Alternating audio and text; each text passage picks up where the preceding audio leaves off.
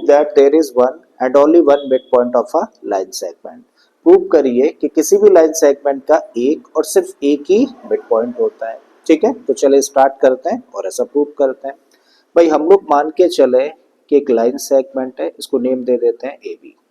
तो A B क्या है, ए बी एक लाइन सेगमेंट है और इस लाइन सेगमेंट का हम लोग ले लेते हैं कि सी क्या है, इस लाइन सेगमेंट का मिड पॉइंट है। ठीक है, तो लेट कर लेते हैं, बात को लिख देते हैं। Let A B be a line segment and C be the midpoint of it। तो क्या लेट किया हम लोगों ने, ए बी एक लाइन सेगमेंट लेट किया और इस लाइन सेगमेंट का सी क्या है, मिड पॉइंट है। और हम लोग जानते हैं कि किसी भी लाइन सेगमेंट का जो मिड पॉइंट होता है वो क्या करता है, उस लाइन सेगमेंट के दो बराबर के हिस्से कर देता है। मतलब हम लोग कह सकते हैं कि जो ए सी वाला पार्ट है वो किसके बराबर होगा, इस बी सी पार्ट के बराबर होगा। ठीक है, सो दिस इम्प्लाइज कह सकते हैं कि ए सी किसके इक्वल हुआ, ए सी इक्वल हो जाएगा उस केस में बी सी के।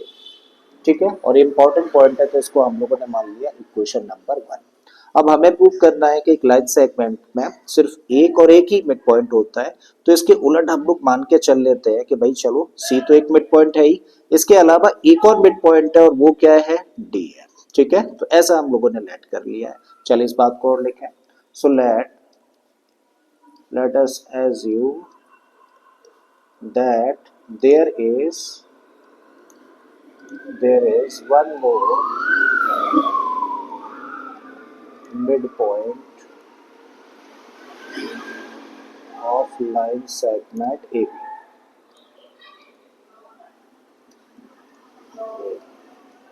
and that is D। तो मान लिया हम लोगों ने कि भाई ए बी जो लाइन सेगमेंट है ना, इसका सी तो मिड पॉइंट था ही, इसके अलावा एक मिड पॉइंट और है और वो क्या है, डी है। और अगर डी मिड पॉइंट है तो उस केस में हम लोग क्या कह सकते हैं, भाई अगर डी मिड पॉइंट है तो डी भी क्या करेगा, इस लाइन सेगमेंट ए बी के दो बराबर के हिस्से कर देगा। तब हम लोग बोल सकते हैं कि भाई ए डी तब उसके बाद किसके बराबर होगा, इस बी डी के बराबर होगा। ठीक है, सो दिस इम्प्लाइज कि अगर डी मिड पॉइंट है तो ए डी किसके बराबर होना चाहिए, ए डी बराबर होना चाहिए बी डी के। और ये भी हमारे लिए इंपॉर्टेंट पॉइंट है तो इसको मान लेते हैं हम लोग इक्वेशन नंबर 2। ठीक है, अब हम लोग क्या कर रहे हैं, हम लोग इक्वेशन नंबर 2 में से इक्वेशन नंबर 1 को माइनस कर रहे हैं।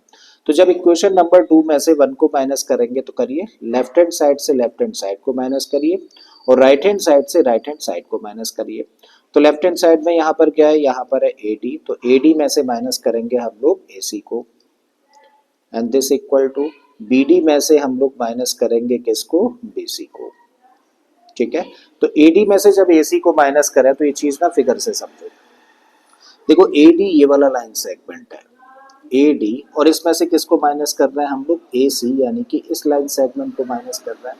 तो जब हम लोग ए डी में से ए सी को माइनस करेंगे तो देखिए हम लोग क्या कह रहे हैं, भाई इस पूरे लाइन सेगमेंट में से हम लोग ये वाला पार्ट कट कर रहे हैं। और जैसे ही हम लोग ये वाला पार्ट कट कर देंगे तो क्या पार्ट रह जाना है, ये वाला, और ये क्या है, सी डी है। ठीक है, तो इसका मतलब इसकी जगह पे हम लोग क्या लिख सकते हैं, इसकी जगह पे हम लोग लिख सकते हैं C D and this equal to, जब हम लोग इस साइड में आए तो हम लोग देख रहे हैं कि बी डी में से माइनस करना है किसको, बी सी को। तो बी डी कौन सा लाइन सेगमेंट है, बी डी देखिए ये वाला लाइन सेगमेंट है और बी सी देखिए ये वाला लाइन सेगमेंट है। तो हम लोग इसमें से इसको माइनस कर रहे हैं। अब हम लोग क्या कर रहे हैं, भाई हम लोग ना छोटे लाइन सेगमेंट में से बड़े लाइन सेगमेंट को माइनस कर रहे हैं।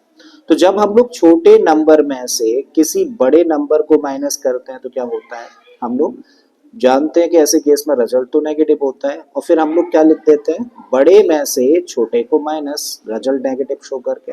तो यही चीज हम लोग यहाँ पे करने जा रहे हैं। हम लोग जब छोटे लाइन सेगमेंट में से बड़े लाइन सेगमेंट को माइनस कर रहे हैं तो हम लोग लिखेंगे सबसे पहले तो माइनस, क्योंकि रिजल्ट नेगेटिव रहेगा। और फिर क्या करें, बड़े लाइन सेगमेंट में से छोटे को माइनस कर दें। तो भाई बड़े लाइन सेगमेंट में से जब हम लोग छोटे को माइनस कर देंगे तो फिर कौन सा लाइन सेगमेंट बचा रह जाएगा, फिर से हम लोगों के पास क्या बचा रह जाएगा, सी डी। ठीक है, तो यहाँ भी हम लोगों ने रख दिया सी डी। अब क्या करिए, सी डी को कर दो ट्रांसपोज, क्योंकि नेगेटिव है तो इधर ट्रांसपोज करने पे पॉजिटिव हो जाना है।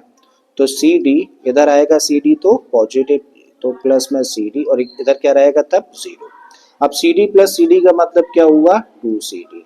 तो two C D equal to zero और सी डी इस तरीके से कितना हो जाएगा, 2 को ट्रांसपोज करें तो 0/2 का मतलब क्या हुआ, 0 हुआ।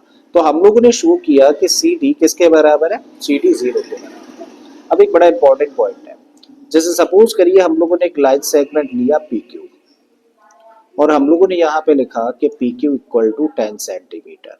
तो P Q equal to 10 centimetre का मतलब क्या होता है, P Q equal to 10 centimetre का मतलब होता है कि पॉइंट पी और पॉइंट क्यू के जो बीच की डिस्टेंस है वो कितनी है, 10 यूनिट्स या 10 सेंटीमीटर है। अब हम लोग यही चीज यहाँ पे देखें तो हम लोग कह रहे हैं कि सी डी इक्वल टू 0, और सी डी इक्वल टू 0 का मतलब क्या है कि पॉइंट सी और पॉइंट डी के बीच में डिस्टेंस 0 है। और अगर पॉइंट सी और पॉइंट डी के बीच में डिस्टेंस 0 है तो ये तो तभी पॉसिबल है जब पॉइंट डी भी कहाँ पर हो, सी के ऊपर ही हो। ठीक है, इसका मतलब ये तभी पॉसिबल है जब दोनों पॉइंट्स कोइंसाइड करें विद ईच अदर, एक दूसरे के ऊपर हो।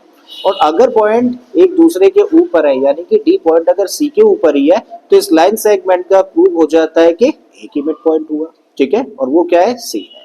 समझ आ रहा है, यही चीज हम लोग लिख देते हैं क्योंकि सी डी इक्वल टू 0 आया है तो लिखें but this is only possible, but this is only possible when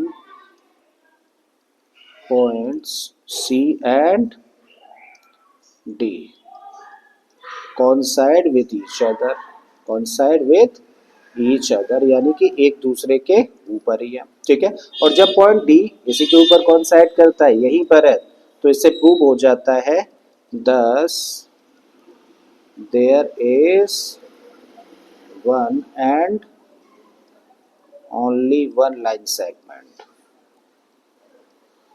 one midpoint of line segment AB। तो इससे प्रूव हो गया कि भाई AB का सिर्फ एक और एक ही मिड पॉइंट होगा। यही चीज देखिए हम लोगों को प्रूव करने के लिए बोला गया था।